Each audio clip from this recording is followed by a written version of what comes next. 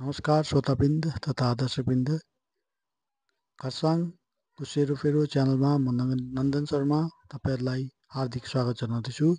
आज बुधबारको दिन कथा भन्ने र सुन्ने दिन र आजको दिनमा मैले कथा सुनाउने गरेको छु र यो कथा लिएको छु स्वर्गीय शिशुपाल शर्माको पुस्तक लोकको गरौँ गीता भनी नामक पुस्तकबाट र कथाको शीर्षक परेको छ हिरा चिन्नु। र दर्शकवृन्द, कथा भन्नु अगाडि स्वर्गीय शिशुपाल शर्माको बारे छोटो परिचय म राख्न चाहन्छु। नाम शिशुपाल शर्मा, पिता स्वर्गीय विष्णुलाल शर्मा, माता स्वर्गीय विष्णुमाया शर्मा। उहाँको जन्म भएको थियो 9 मार्च 1945मा। उहाँको स्वर्ग आवरण भएको थियो 12 अप्रिल 2024मा। उहाँको ठेगाना छ कुन्तल विल्ला, माथिल्लो डुमराम, वार्ड नम्बर 3। खरसाङको उच्च माध्यमिक विद्यालयबाट उहाँले बाह्य विद्यार्थीको रूपमा उच्च माध्यमिक परीक्षा उत्तीर्ण गर्नुभएको थियो। पेसाले उहाँ पश्चिम बङ्गाल विद्युतमा कार्यरत हुनुहुन्थ्यो र त्यहीँबाट अवकाश प्राप्त हुनुभएको छ। र पहिलो प्रकाशित रचना उहाँको परदेशी जीवन थियो र यसै नै अन्य कृतिहरूमा पक्रन्दैछन् कोपिलाहरू, बाल कविता कोसेली, पश्चिम बङ्गाल विद्युत केन्द्रका पुस्तिका, धनराज तामाङ, प्रतिशोध, स्वामी विवेकानन्दका महान बानीहरू, फेरि महिषासुरवध, माछा माछा व्याकुता, नवनीता, साथै अन्य सुनचरी, सुनाखरी, हिमाल दर्पण इत्यादि धेरै धेरै पत्र पत्रिकाहरूमा पनि उहाँले आफ्नो कथाहरू छाप्ने गर्नुहुन्थ्यो, उहाँले आफ्नो कृतिहरू छाप्ने गर्नुहुन्थ्यो। र यसै कथाकृति छाप्ने क्रिया अन्तर्गत 2012मा साहित्यका सबैभन्दा ठुलो पुरस्कार साहित्य अकादमी पुरस्कारले उहाँको पुस्तक बाल कविता कोसेलीको निम्ति उहाँलाई प्राप्त भएको थियो। र यसबाहेक अन्य पुरस्कारहरूबाट पनि उहाँ सुशोभित हुनुभएको थियो। उहाँ एउटा सिद्धहस्त कथाकार हुनुहुन्थ्यो, सिद्धहस्त कवि पनि हुनुहुन्छ र उहाँ सिद्धहस्त अनुवादक पनि हुनुहुन्थ्यो। र उहाँको आत्माले शान्ति पाउन् र उहाँका घर परिवारहरू सुस्वास्थ्य र दीर्घायु भएर रहन् भनेर मङ्गल कामना गर्दै उहाँको कथा प्रस्तुत गर्न गइरहेको छु। कथाको शीर्षक छ हिरा चिन्नु।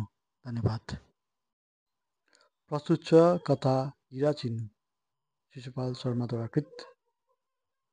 धेरै पुरानो कुरा हो। एकजना गोठालो थियो। त्यो आफ्नो भेडा बाख्राहरू लिएर नदीको किनारतिर चराइरहेको थियो।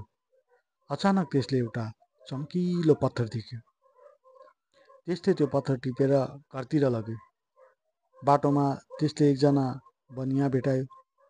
त्यसले बनियालाई त्यो पत्थर देखायो। बनिया त्यो देखेर खुसी भयो अनि सोध्यो, भाइ, के तिमी यो पत्थर बेच्छौ? केटोले भन्यो, हो, 1 सेर गुड दिएर तिमी यो लान सक्छौ। बनियाले खुसी साथै 1 सेर गुड दिएर त्यो पत्थर आफ्नो दोकानमा सजाएर राख्यो। केही दिनपछि एकजना व्यापारीले त्यो पत्थर देख्यो अनि 1 रुपियाँमा किनेर लग्यो। त्यसले पनि आफ्नो दोकानमा सजाएर राख्यो। त्यस बेलासम्म यिनीहरू सबैलाई थाहा भयो कि यो एउटा मूल्यवान पत्थर हो। तर हठात् एक दिन त्यो पत्थर एकजना जोहरीले देख्यो। त्यसले दोकानेलाई भन्यो, यो पत्थर तिमी मलाई दिन सक्छौ? दोकानेले भन्यो, किन दिन नसक्नु? जोहरीले सोध्यो, कति दाम दिन्छौ? दोकानेले जवाब दियो, 5 रुपियाँ दिनुहोस्। जोहरीले भन्यो, 5 रुपियाँ त धेरै भयो, म तिमीलाई यसको 1 रुपियाँ दिन सक्छु। दोकानेले भन्यो, अघि बढ्नुहोस्, 5 रुपियाँ भन्दा 1 पैसा पनि घटाउँदिनँ। त्यसरी नै जोहरी दाम बढाउँदै गयो। अन्त्यमा 4 रुपियाँ 15 आना 2 पैसासम्म कुरा पुग्यो। अर्थात् 5 रुपियाँमा अब केवल 2 पैसा मात्र कम रह्यो। दोकानेले भन्यो, लाने भए पुरा 5 रुपियाँ दिनुहोस्, नत्र भने आफ्नो बाटो लाग्नुहोस्। 2 पैसामा कुरा नमिलेर जोहरी अघि बढ्यो। यता दोकानेले पनि मेरो गोरुको 12 टक्का छाडेन। जोहरीले मनमनमा सोध्यो, आखिर त्यो कसले लगिहाल्ला र? अहिले एकछिनमा घुमेर आउँछु अथवा त्यसले मलाई डाकेर लैजाऊ भन्ने सोचेर अघि बढ्यो। घरि पछि फर्केर हेर्दै कतै त्यो व्यापारीले मलाई डाक्छ कि? त्यो व्यापारी पनि निकै हठी थियो। त्यसले जोहरीलाई डाकेन। जोहरी बजारतिर निकै अघि बढ्यो। केही बेरपछि एकजना अर्को जोहरी त्यहाँ आइपुग्यो। त्यसको नजर साहसा त्यो पत्थरमा पर्यो। औ त्यसले सोध्यो, के यो पत्थर बेच्न राखेको हौ? व्यापारीले भन्यो, ज्यू, बेच्न राखेको हो, कसैले किन्न चाहे बेच्छु।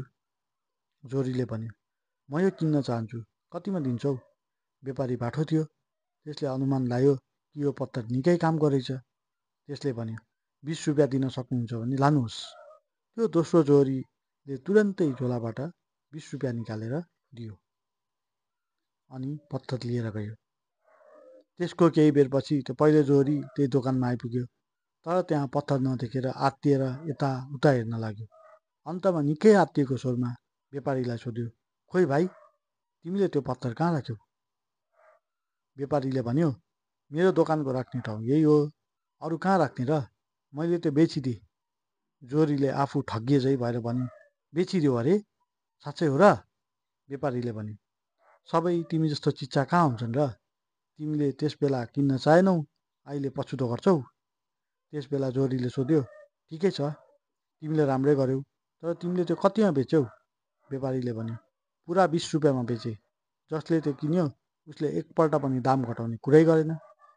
जोरीले रिसाउँदै भन्यो, अरे मूर्ख, तैँले त अनर्थ गरिस् नि। अरे त्यो पत्थरको मूल्य त 1.25 लाख थियो, त्यो त अनमोल रत्न थियो।